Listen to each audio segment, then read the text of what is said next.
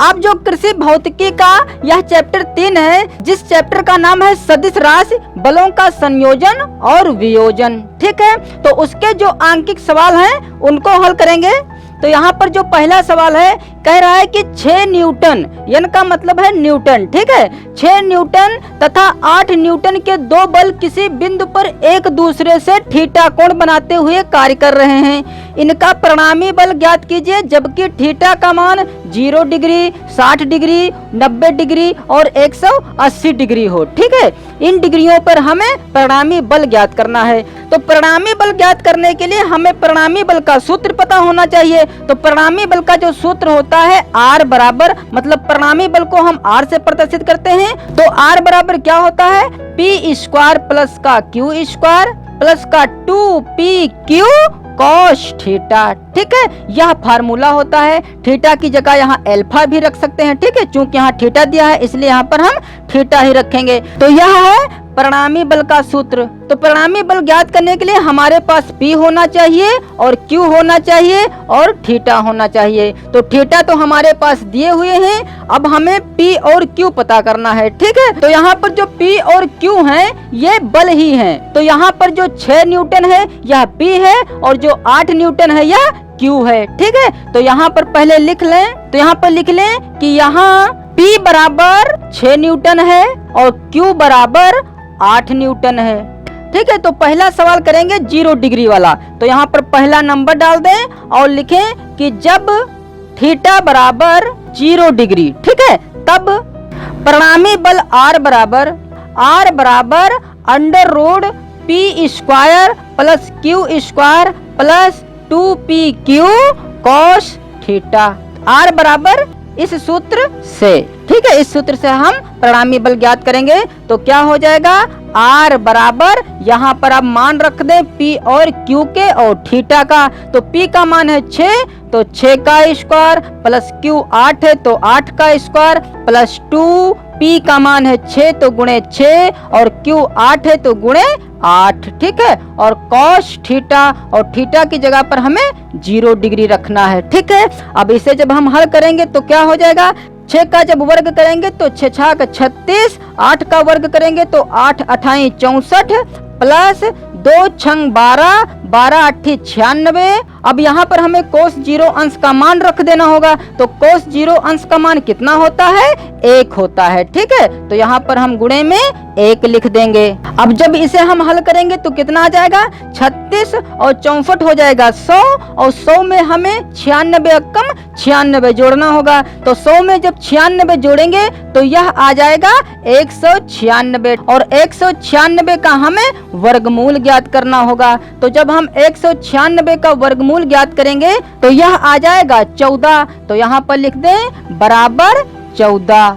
अब चूंकि यह परिणामी बल है और परिणामी बल और बल का मात्रक क्या होता है, न्यूटन, मतलब यह भी हमारा न्यूटन ही आएगा। ठीक है, तो परिणामी बल आ गया 14 न्यूटन और यही हो जाएगा हमारा आंसर। अब दूसरे नंबर में यहाँ पर थीटा जो हमारे पास है वह 60 डिग्री है। तो यहाँ पर दूसरा नंबर डाल दें, तब परिणामी बल R बराबर, और थीटा की जगह पर यहाँ पर हमें रखना है 60, और यह भी अभी देखिए पिछले में गुणा कराया था तो यहाँ पर 96 और कोस 60 अंश का मान रख दें। तो कोस 60 अंश का मान होता है 1/2। ठीक है, तो अब इसे हल कर लें तो यह 2 से कट जाएगा, 2 अक्कम 2, 2 चक्कू 8, 2 अट्ठी 16, तो यह आ जाएगा 48। तो 100 में जब हम 48 जोड़ेंगे तो यह आ जाएगा 148। तो अब इसे आगे थोड़ा और जब बढ़ाएंगे तो चूंकि यह किसी पूर्ण संख्या का वर्ग तो है नहीं, इसलिए हम इसके गुणनखंड करेंगे। 148 के जब गुणनखंड करेंगे तो 2 सत्ती 14, 2 चक्कू 8,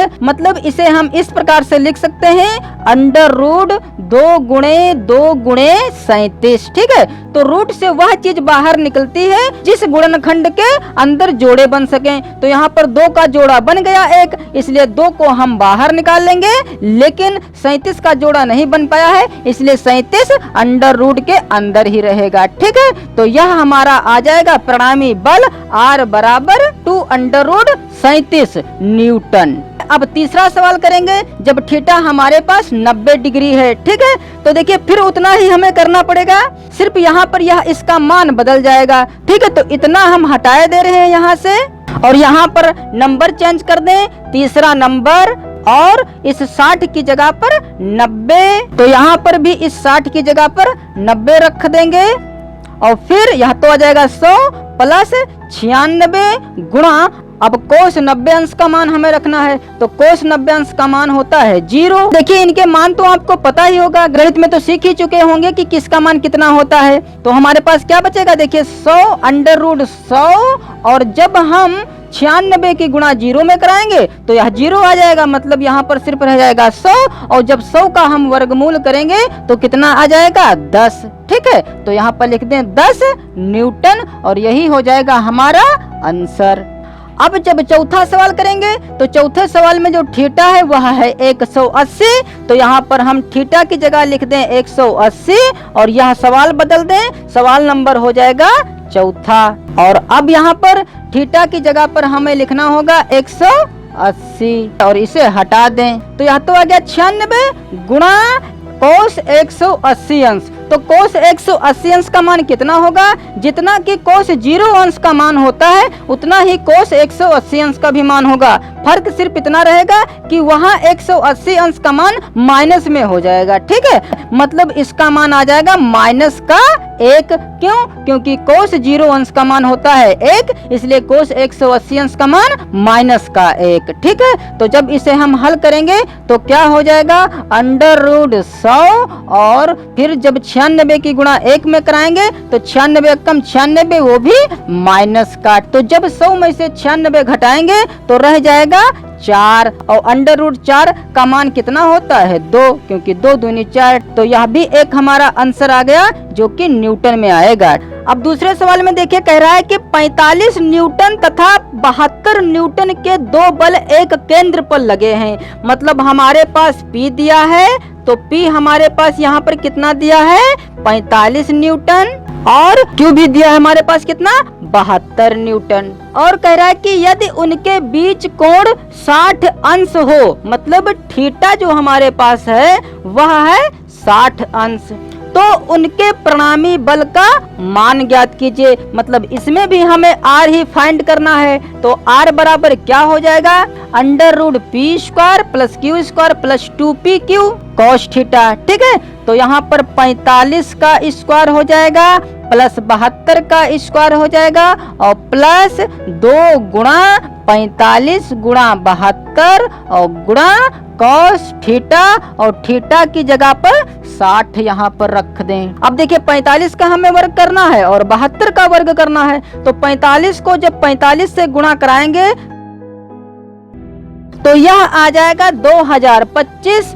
अब फिर हमें 72 को 72 से गुणा कराना होगा, तो जब 72 को 72 से गुणा कराएंगे तो यह आ जाएगा 5184, फिर प्लस, अब इन तीनों की गुणा होगी तो हो जाएगा 2 45 90, और 90 की गुणा 72 में करानी है, तो जब हम 90 की गुणा 72 में कराएंगे तो यह आ जाएगा 6480, तो यहाँ पर लिख दें, और गुणा कोस 60 अंश, तो कोस 60 अंश का मान कितना होता है, 1/2, तो यहाँ 1/2, और इसके ऊपर रूट चल रहा है तो रूट लगा दें। अब देखिए यह तो कट जाएगा 2 से, तो 2 से इसको काट सकते हैं, 2 कम 2, 2 तिहाई 6, 2 दूनी 4, 2 चक्कू 8, 0। तो अब हमारे पास 3 संख्याएं बची हैं जिन्हें हमें जोड़ना है, ठीक है। तो 2025 में हमें जोड़ना है 5184, में हमें जोड़ना है 3240, तो यह आ जाएगा 9, 10 4 14, हासिल 1 4, 5 3 8, 2 10, तो यह आ जाएगा 10,449, तो यहाँ पर लिख दें 10,449। अब 10,449 का वर्गमूल ज्ञात कर लें, तो जब हम 10,449 का वर्गमूल ज्ञात करेंगे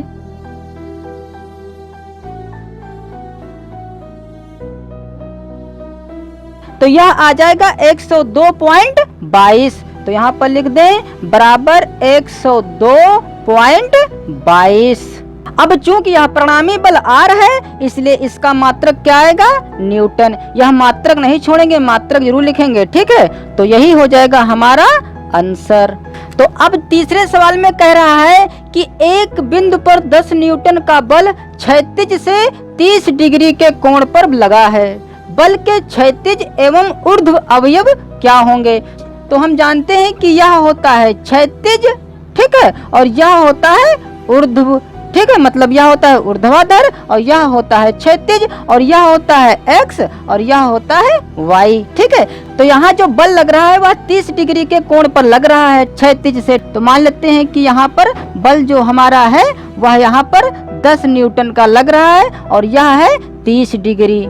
तो अब चूंकि हमें बल के क्षैतिज एवं ऊर्ध्व अवयव ज्ञात करने हैं, तो बल का जो क्षैतिज अवयव होता है उसका पहले हमें सूत्र पता होना चाहिए और ऊर्ध्व का भी पता होना चाहिए। तो बल का जो क्षैतिज अवयव होता है वह होता है F cos थीटा, मतलब क्षैतिज पर cos थीटा रहेगा और ऊर्ध्वाधर पर F sin थीटा हो जाता है, ठीक है। तो इन्हीं फार्मूलों का हम यूज करेंगे। तो यहाँ पर लिखें क्षैतिज अवयव पर बल। तो क्षैतिज अवयव पर बल क्या होता है? बराबर F cos थीटा। तो F हमारे पास कितना है?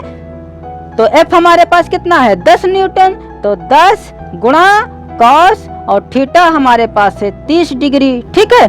तो अब इसका मान रख दें, तो 10 गुणे cos 30 अंश का मान कितना होता है? √3/2। तो 2 कम 2, 2 पंचे 10, तो यह आ जाएगा 5 √3 और चूंकि यह बल है इसलिए इसका मात्रक न्यूटन। तो यह एक हमारा आंसर हो जाएगा, ठीक है। अब फिर हमें क्या ज्ञात करना है? ऊर्ध्व अवयव पर बल, ठीक है। तो यहाँ पर लिख दें, तो ऊर्ध्व अवयव पर बल बराबर क्या होता है? F sin थीटा, ठीक है, बराबर F का मान है 10 और साइन और थीटा का मान है 30 डिग्री। तो क्या हो जाएगा? 10 गुणा साइन 30 अंश का मान 1/2। तो 2 कम 2 और 2 पंचे 10, तो यह आ जाएगा 5 न्यूटन। तो यह भी हमारा एक आंसर आ गया, ठीक है।